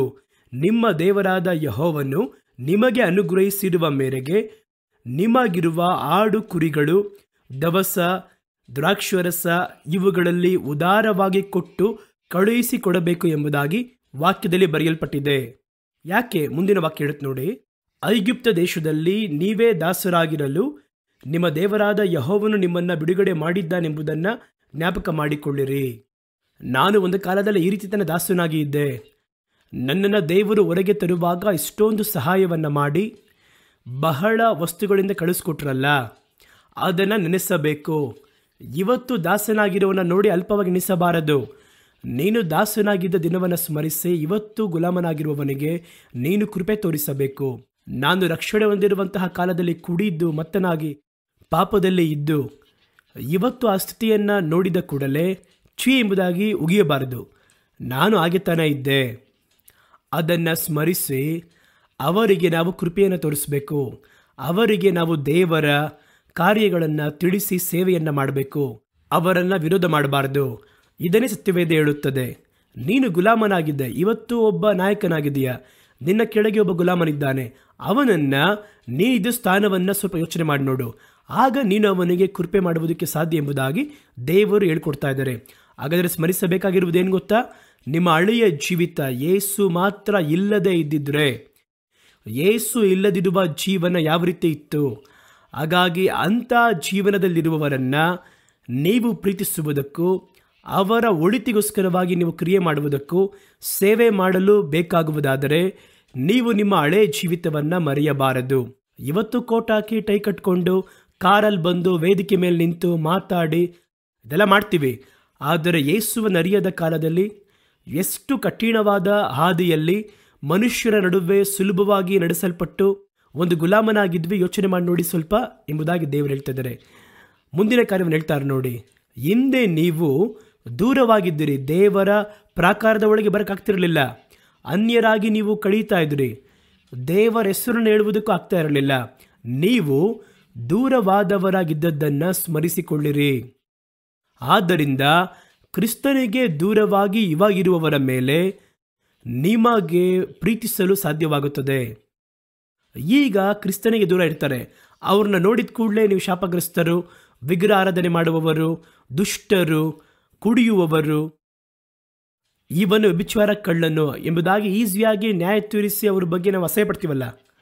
ದೇವರು ಹೇಳುತ್ತಾರೆ, ನೀವು ನಿಮ್ಮ ಪೂರ್ವ ಕಾಲವನ್ನು ಸ್ಮರಿಸಿರಿ. ನೀವು ಇಂಥ ದುಷ್ಟತ್ವದಲ್ಲಿದ್ದವರೇ, ದೇವರ ಪ್ರಕಾರವನ್ನು ಮುಟ್ಟದೇ ಇರುವವರೇ, ದೂರದಲ್ಲಿ ನಿಂತಿದ್ದವರು ನೀವು. ಆ ಪ್ರಾಕಾರದ ಒಳಗೆ ಬರೋಕ್ಕಾಗ್ತಾ ಇರಲಿಲ್ಲ, ಯೇಸುವಿನ ಹೆಸರನ್ನು ಕೂಡ ಹೇಳೋಕ್ಕಾಗ್ತಿರಲಿಲ್ಲ. ಇವತ್ತು ನೀವು ಒಬ್ಬ ಸೇವಕರಾಗಿ ಅಥವಾ ದೇವರನ್ನು ಅರಿತು ನೀವು ಏನೋ ಒಂದು ಉನ್ನತವಾದ ಸ್ಥಳದಿಂದ ಬಂದ ಹಾಗೆ ನಿಮ್ಮನ್ನು ಎಣಿಸಬೇಡ್ರಿ. ನೀವು ದೂರವಾಗಿದ್ದಂತಹ ದಿನಗಳನ್ನು ಸ್ಮರಿಸುವುದಾದರೆ ಇವತ್ತು ದೇವರಿಗೆ ದೂರವಾಗಿದ್ದಾರೆ ನೋಡಿ, ದೇವರನ್ನು ಅರಿಯದೇ ಇದ್ದಾರೆ ನೋಡಿ, ಅವರನ್ನು ನಿಮ್ಮಿಂದ ಪ್ರೀತಿ ಮಾಡಲು ಸಾಧ್ಯ. ಅದನ್ನೇ ಹೇಳ್ತಾರೆ ಇಲ್ಲಿ. ಹಿಂದೆ ದೂರವಾಗಿದ್ದಂತಹ ನೀವು ಈಗ ಕ್ರಿಸ್ತ ಯೇಸುವಿನ ಒಳಗೆ ಕ್ರಿಸ್ತನ ರಕ್ತದಿಂದ ಸಮೀಪವಾಗಿದ್ದೀರಾ. ಇವತ್ತು ನೀವು ಅವರಿಗೆ ಸಮೀಪವಾಗಿದ್ದೀರಾ. ಅಪ್ಪ ಅಂತ ಹೇಳ್ತೀರಾ, ತಂದೆಯೇ ಅಂತ ಕರಿತೀರಾ, ಏಸಪ್ಪ ಅಂತ ಕರಿತೀರಾ. ಆದರೆ ಹಿಂದೆ ಆ ರೀತಿ ಇರಲಿಲ್ವಲ್ಲ, ನೀವು ದೂರವಾಗಿದ್ದೀರಲ್ವಾ, ಅದನ್ನು ಸ್ಮರಿಸಿರಿ. ಆಗ ಇವಾಗ ನೀವು ದೂರವಾಗಿರುವವರನ್ನು ನಿಮ್ಮಿಂದ ಪ್ರೀತಿ ಮಾಡೋಕ್ಕೆ ಸಾಧ್ಯ, ಪ್ರೀತಿಸಿ ಸೇವೆ ಮಾಡೋಕ್ಕೆ ಸಾಧ್ಯ. ಅನಂತರ ಮೂರನೇ ಕಾರ್ಯ ನೋಡಿ, ಅದರಲ್ಲಿ ಹಿಂದೆ ನಾವು ಯಾವ ರೀತಿ ಇದ್ವಿ ಅಂದರೆ ಅರಿಯದೆ ದುಷ್ಟರಾಗಿದ್ವಿ. ನಮಗೆ ಗೊತ್ತಿಲ್ಲ, ಇದುವೇ ನಿಜವಾದ ದೇವರು ಗೊತ್ತಿಲ್ಲ ನಮಗೆ. ಅಪೊಸ್ತಲನಾದ ಪೌಲ ಹಾಗೆ ಮಾಡ್ದ. ಅವರಿಗೆ ಕ್ರಿಸ್ತನನ್ನು ಕೊಲ್ಲಲು ಆಸೆ ಇಲ್ಲ. ಅವರಿಗೆ ಒಂದು ಗೊತ್ತಿಲ್ಲದಿರುವ ವಿಚಾರ, ತಾನು ಆತುಕೊಂಡಿರುವ ಧರ್ಮದ ಮೇಲೆ ಒಂದು ವೈರಾಗ್ಯ. ಇದು ಯಾವುದೋ ಒಂದು ಸುಳ್ಳು ಉಪದೇಶ, ಸುಳ್ಳು ಧರ್ಮ ಎಂಬುದಾಗಿ ಅಂದುಕೊಂಡು ಅದನ್ನು ಬಾಯಿಗೆ ಬಂದಂಗೆ ಅವರು ವಿರೋಧಿಸುವುದಕ್ಕೆ ಆರಂಭಿಸಿದ್ರು. ಅವ್ರು ಹೇಳ್ತಾರೆ ನೋಡಿ, ಅಲ್ಲಿ ತಿಳಿಯದೆ ಗೊತ್ತಿಲ್ಲದೆ ಮಾಡಿಬಿಟ್ಟೆ. ಕ್ರಿಸ್ತನ ಈ ಲೋಕಕ್ಕೆ ಬಂದದ್ದು, ಅವರು ಮೆಸ್ಸಿಯನ್ ಎಂಬುದಾಗಿ ಹೇಳುವಂಥದ್ದು, ಅವರು ರಕ್ತ ಸುರಿಸಿದ್ದು, ಅದನ್ನೇ ಅವರು ನಂಬುತ್ತಾರೆ ಎನ್ನುವುದು ಅರ್ಥ ಆಗ್ತಾ ಇಲ್ಲ, ಗೊತ್ತಿರಲಿಲ್ಲ. ಅವ್ರು ಹೇಳ್ತಾರೆ, 1 ತಿಮೋತಿಯ ಪುಸ್ತಕ 1ನೇ ಅಧ್ಯಾಯ 13-14 ಓದಿ ನೋಡ್ತೀವಿ. ಹಿಂದೆ ನಾನು ದೂಷಣೆ ಮಾಡುವವನು, ಕಷ್ಟ ಕೊಡುವವನು ಕಠಿಣವಾಗಿ ನಡೆದುಕೊಳ್ಳುವವನಾಗಿದ್ದೆ ಎಂಬುದಾಗಿ ಸ್ಮರಿಸಿ ನೋಡ್ತಾರೆ. ಯೇಸು ಸ್ವೀಕರಿಸುವುದಕ್ಕಿಂತ ಮುಂಚಿತವಾಗಿ, ಈ ಸತ್ಯವೇದವನ್ನು ಹೊರುವುದಕ್ಕಿಂತ ಮುಂಚಿತವಾಗಿ, ಅಪೊಸ್ತಲನಾಗಿ ಕಳುಹಿಸಲ್ಪಡುವುದಕ್ಕಿಂತ ಮುಂಚಿತವಾಗಿ ನಾನು ದೂಷಣೆ ಮಾಡುವವನಾಗಿ, ಕ್ರಿಸ್ತನ ಮಾರ್ಗವನ್ನು ದೂಷಣೆ ಮಾಡುವವನಾಗಿ, ಕ್ರೈಸ್ತರನ್ನು ಕಷ್ಟಪಡಿಸುವವನಾಗಿ, ಕಠಿಣವಾಗಿ ನಡೆಸುವವನಾಗಿ, ಸಭೆಯೊಳಗೆ ನುಗ್ಗಿ ಅಲ್ಲಿರುವಂತಹ ಸ್ತ್ರೀ ಪುರುಷರನ್ನು ಬೀದಿಗೆ ಎಳೆದುಕೊಂಡು ಬಂದು ಕೈದಿ ಮಾಡುವವನಾಗಿ ನಾನು ಕಾಣಲ್ಪಟ್ಟೆ. ನಾನು ಅರಿಯದೇ ಇದ್ದುದರಿಂದ, ಅಪನಂಬಿಕೆಯಿಂದ ಆ ರೀತಿ ಮಾಡಿದರಿಂದ ಕೃಪೆಯನ್ನು ಹೊಂದಿದೆ. ಹಾಗಾದರೆ ಯೋಚನೆ ಮಾಡಿ ನೋಡ್ತೀನಿ, ಇಷ್ಟೊಂದು ಮಾಡಿದಾಗ ದೇವರ ಕೋಪ ನನ್ನ ಮೇಲೆ ಬಂದು ನನ್ನ ಅಲ್ಲೇ ದೇವರು ದಹಿಸಬೇಕಾಗಿತ್ತು. ಆದರೆ ನಾನು ಅರಿಯದೇ ಮಾಡುತ್ತೇನೆ ಎನ್ನುವುದನ್ನು ದೇವರು ತಿಳಿದಿದ್ದರಿಂದ ನನಗೆ ಅವರು ಕೃಪೆ ತೋರಿಸಿ ತಮ್ಮನ್ನು ನಮಗೆ ಪ್ರಕಟಿಸಿದರು. ನಮ್ಮ ಕರ್ತನ ಕೃಪೆ ಕ್ರಿಸ್ತ ಯೇಸುವಿನ ಮೇಲಿರುವಂತಹ ನಂಬಿಕೆಯಲ್ಲಿಯೂ ಪ್ರೀತಿಯಲ್ಲಿಯೂ ಕೂಡ ನನ್ನಲ್ಲಿ ಪರಿಪೂರ್ಣವಾಗಿ ಅಧಿಕವಾಗಿತ್ತು. ಹಾಗಾದರೆ ತಿಳಿಯದೆ ಮಾಡುತ್ತಾನೆ ಎನ್ನುವುದು ನಮಗೆ ಗೊತ್ತಿಲ್ಲದೆ ಇರುವುದರಿಂದ ಅವರು ದುಷ್ಟರು, ದೇವರೇ ಅವರನ್ನು ಶಪಿಸಿರಿ, ನೋಡಿ ಅವರು ಕೋಮುಗಲಭೆ ಮಾಡುವವರು, ನಮ್ಮ ಸಭೆಯ ಕಟ್ಟಡವನ್ನು ಬಂದು ಒಡೆಯುತ್ತಾ ಇದ್ದಾರೆ, ಅಲ್ಲಿ ಒಳಗೆ ಬಂದು ಶಬ್ದ ಮಾಡ್ತಾ ಇದ್ದಾರೆ, ಹೊಡಿತಾರೆ, ಬೆಂಕಿ ಹಚ್ತಾ ಇದ್ದಾರೆ. ತಕ್ಷಣ ಅವರಿಗೋಸ್ಕರವಾಗಿ ಕೈಗಳನ್ನು ಮೇಲೆತ್ತಿ ಪ್ರಾರ್ಥನೆ ಮಾಡಿ, ದೇವರೇ ಅವನ ತಲೆಯ ಮೇಲೆ ಬೆಂಕಿ ಇಳಿಯಲಿ, ಅವನ ಸಾಯಿಸುರಿ, ಅವನನ್ನು ಕೊಲೆ ಮಾಡ್ರಿ, ಶಪಿಸುತ್ತೇವೆ ಅಂತ ಹೇಳ್ತೀವಲ್ಲ. ಸತ್ಯವೇದ ಹೇಳುತ್ತದೆ ನೋಡಿ, ಪೂರ್ವ ಕಾಲದಲ್ಲಿ ನೀವು ಯಾವ ರೀತಿ ಇದ್ರೂ ಯೋಚನೆ ಮಾಡಿ ನೋಡಿ. ಆ ರೀತಿ ಯೋಚನೆ ಮಾಡಿದರೆ ಇವರು ಗೊತ್ತಿಲ್ಲದೆ ಮಾಡುತ್ತಾರೆ ಎನ್ನುವುದನ್ನು ನೀವು ಅರ್ಥ ಮಾಡಿಕೊಳ್ಳುತ್ತೀರಾ. ಆಗ ನಿಮಗೆ ಅವನ ಮೇಲೆ ಒಂದು ಕೋಪವೋ ಶಪಿಸಬೇಕು ಎನ್ನುವ ಭಾವನೆ ಬರುವುದಿಲ್ಲ. ಅವನು ಗೊತ್ತಿಲ್ಲದೆ ಮಾಡ್ತಾ ಇದ್ದಾನೆ, ಅವನ ಕಣ್ಗಳನ್ನು ತೆರೆದು ಅವನಲ್ಲಿ ತಿಳುವಳಿಕೆಯನ್ನು ಉಂಟು ಮಾಡಿರಿ ಎಂಬುದಾಗಿ ಪ್ರಾರ್ಥನೆ ಮಾಡುವುದಕ್ಕೆ ಸಾಧ್ಯ. ದೇವರು ಅದನ್ನೇ ಮಾಡಿ ತೋರಿಸಿದರು. ಅವರು ಕಠಿಣವಾಗಿ ಅವರನ್ನು ನಡೆಸಿ ಅವಮಾನ ಮಾಡಿ, ತಳ್ಳಿ, ಮುಖದಲ್ಲಿ ಉಗುಳಿ, ಶಿಲುಬೆಯಲ್ಲಿ ಜೊಡಿದು ಅವರ ಪ್ರಾಣವನ್ನು ತೆಗೆಯುವುದಕ್ಕೆ ಕಾಯ್ತಾ ಇದ್ದಾರೆ. ದೇವರು ಹೇಳುತ್ತಾರೆ, ತಂದೆಯೇ ಅವರು ಗೊತ್ತಿಲ್ಲದೆ ಮಾಡ್ತಾ ಇದ್ದಾರೆ, ತಾವು ಮಾಡುವುದು ಎಂಥದ್ದು ಎಂಬುದಾಗಿ ಅರಿಯದೇ ಇದ್ದಾರೆ ಎಂಬುದಾಗಿ ಬೇಡಿಕೊಂಡರು. ಲೂಕ 23ನೇ ಅಧ್ಯಾಯ 34ನೇ ವಾಕ್ಯ. ಆಗ ಯೇಸು, ತಂದೆಯೇ ಇವರನ್ನು ಕ್ಷಮಿಸಿರಿ. ಹೆಂಗೆ ಕ್ಷಮಿಸಲು ಸಾಧ್ಯವಾಯಿತು? ಅವನು ತಿಳಿಯದೇ ಇದ್ದಾನೆ. ನಾನು ಒಂದು ಕಾಲದಲ್ಲಿ ಆ ರೀತಿ ತಿಳಿಯದೇ ಇದ್ದೆ. ಅದನ್ನು ತಿಳಿದುಕೊಳ್ಳುವಾಗಲೇ ಕ್ರಿಸ್ತನು ಕ್ಷಮಿಸುವಂತೆ ನಾವು ಕ್ಷಮಿಸಲು ಸಾಧ್ಯ. ಇವರಿಗೆ ಕ್ಷಮಿಸಿರಿ, ತಾವು ಮಾಡುವುದು ಏನೆಂಬುದಾಗಿ ಅರಿಯದವರಾಗಿದ್ದಾರಲ್ಲವೇ ಎಂಬುದಾಗಿ ಹೇಳಿದರು. ಇದು ಯೇಸು ಹೇಳಿದ್ದು. ಇವಾಗ ನೋಡಿ, ಸ್ಟೇಫನ್ ಏನು ಮಾಡ್ತಾನೆ ಅಂತ ಗಮನಿಸಿ. ಅವರಿಗೆ ಗೊತ್ತಾಗ್ತಾ ಇದೆ, ಯೇಸು ಬಂದದರಿಂದ ಇವತ್ತು ನಾನು ಅವರ ಶಿಷ್ಯನು. ಯೇಸು ಬರದೇ ಇದ್ದಿದ್ರೆ ಕಲ್ಲನ್ನು ಎಸೆಯುವಂತಹ ವ್ಯಕ್ತಿಯಾಗಿ ನಾನೊಬ್ಬ ವ್ಯಕ್ತಿಯಾಗಿರ್ತಿದ್ದೆ. ನನಗೆ ಆ ಕೃಪೆ ಸಿಕ್ಕಿತ್ತು. ನಾನು ಆ ಅಜ್ಞಾನದಿಂದ ಹೊರಗೆ ಬಂದೆ. ಇವರಿನ್ನೂ ಅದೇ ಅಜ್ಞಾನದಲ್ಲೇ ಇದ್ದಾರೆ. ಅವರು ನನ್ನ ಮೇಲೆ ನೇರವಾದ ದ್ವೇಷ ಏನೂ ಇಲ್ಲ, ಅವನು ಗೊತ್ತಿಲ್ಲದೆ ಇರುವುದರಿಂದ ನನ್ನ ಮೇಲೆ ಕಲ್ಲೆಸೆಯುತ್ತಾ ಇದ್ದಾರೆ ಎನ್ನುವುದನ್ನು ಗ್ರಹಿಸಿಕೊಂಡಾಗ ಅವರಿಗೋಸ್ಕರವಾಗಿ ಪ್ರಾರ್ಥನೆ ಮಾಡೋಕ್ಕಾಯಿತು. ನೋಡಿ, ಆ ಸ್ಥಳದಲ್ಲಿ ಈ ರೀತಿ ಹೇಳುತ್ತದೆ.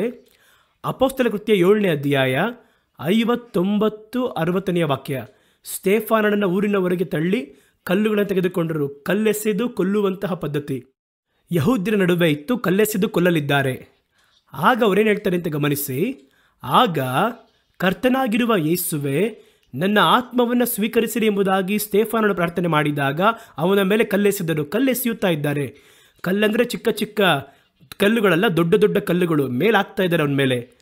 ಅವನು ಮೊಣಕಾಲೂರಿದವನಾಗಿ, ದೇವರೇ ಇವರ ಮೇಲೆ ಈ ಪಾಪವನ್ನು ಹೊರಿಸಬೇಡಿ ಎಂಬುದಾಗಿ ಹೇಳಿದ.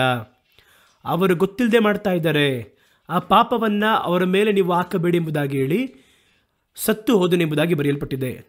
ಈ ಮನಪಕ್ವತೆ ಯಾವಾಗ ಬರುತ್ತೆ? ನಾನು ಅರಿಯದೇ ಇದ್ದಾಗ ಮಾಡಿದ್ದನ್ನು ನಾನು ಸ್ಮರಿಸುವಾಗ ಇವತ್ತು ಅರಿಯದೇ ಇರುವವರನ್ನು ಕ್ಷಮಿಸಲು ಸಾಧ್ಯವಾಗುತ್ತದೆ.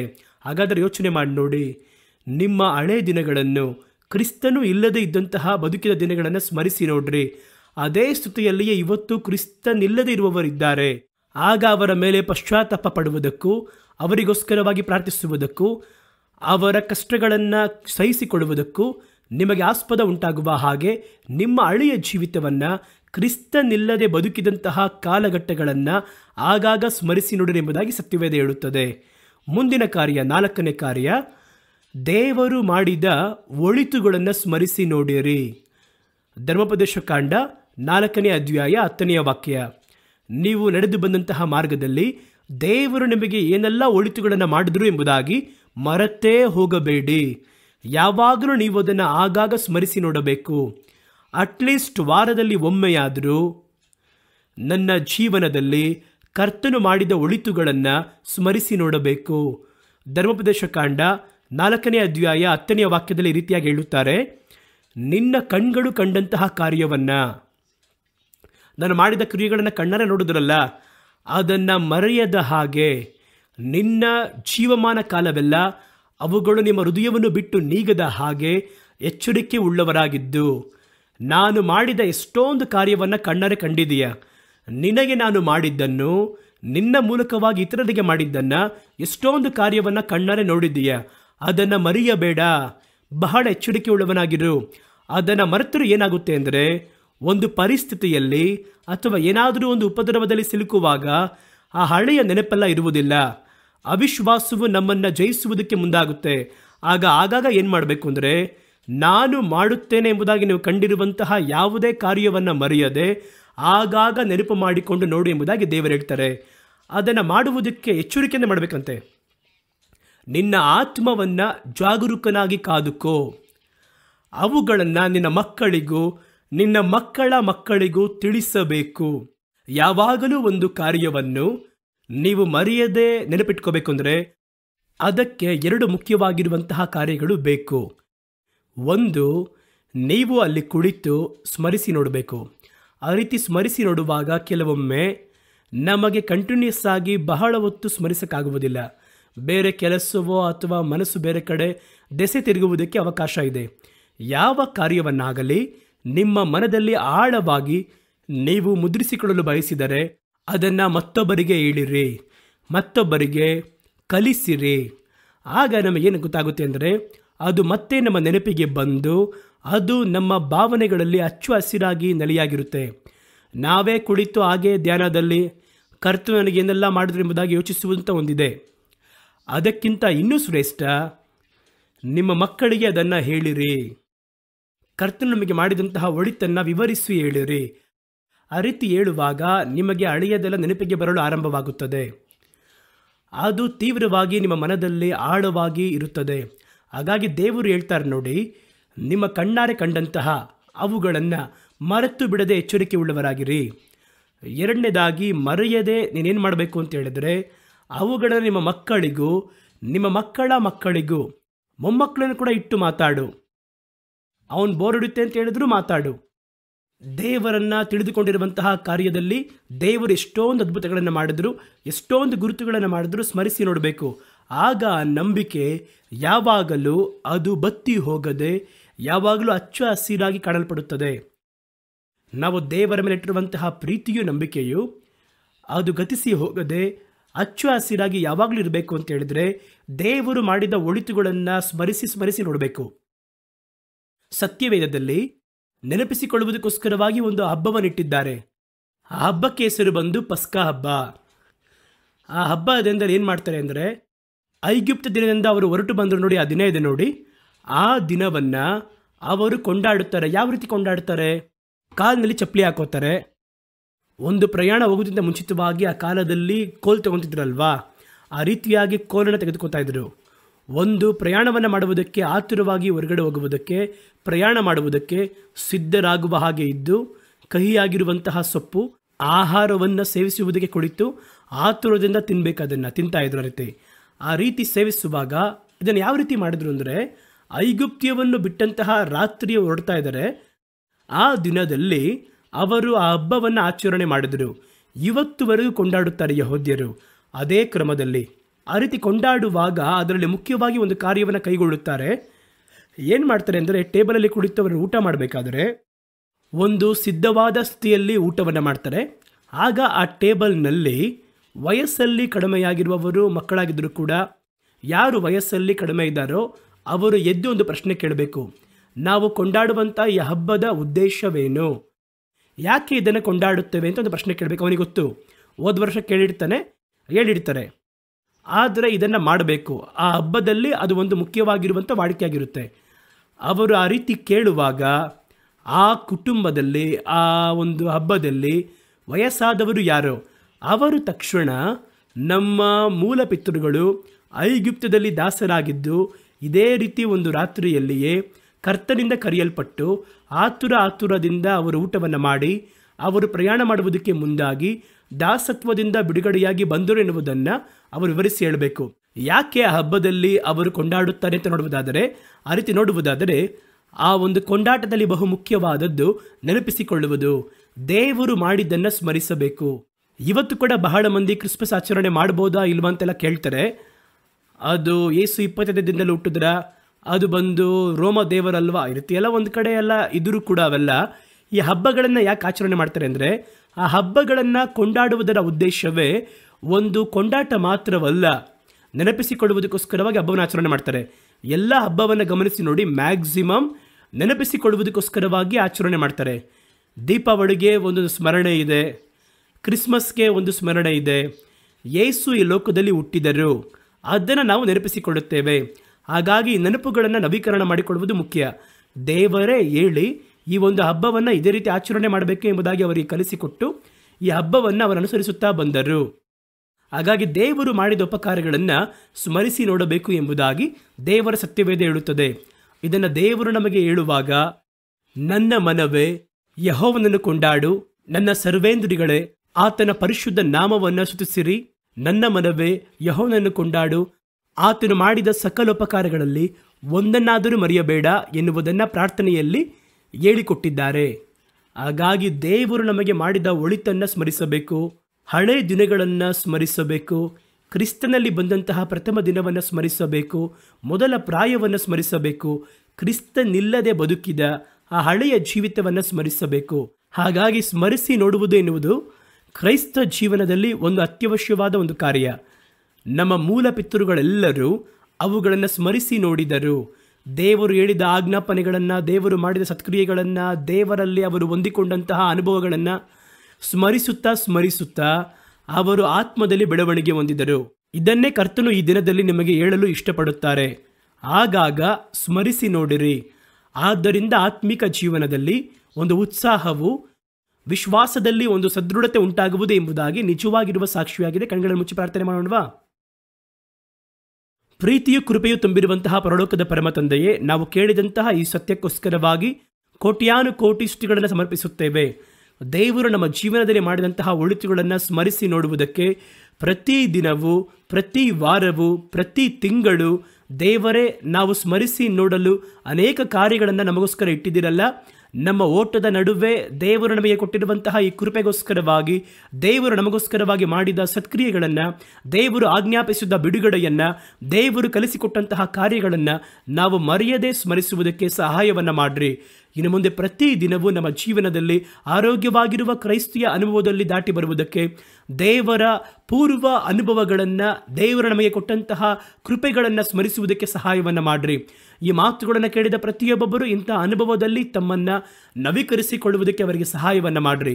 ಅವರೊಂದಿಗೆ ಮಾತಾಡಿದ್ದೀರಾ, ಕರ್ತನು ಮುಂದುವರೆದು ಅವರಿಗೆ ಅದನ್ನು ನೆನಪಿಸಿ ಅವರು ತಮ್ಮಲ್ಲಿ ಬೆಳೆಯುವುದಕ್ಕೆ, ಬೇರೂರಿ ಸಮೃದ್ಧಿಯಾಗಿರುವುದಕ್ಕೆ ಅವರಿಗೆ ಸಹಾಯವನ್ನು ಮಾಡಿರಿ.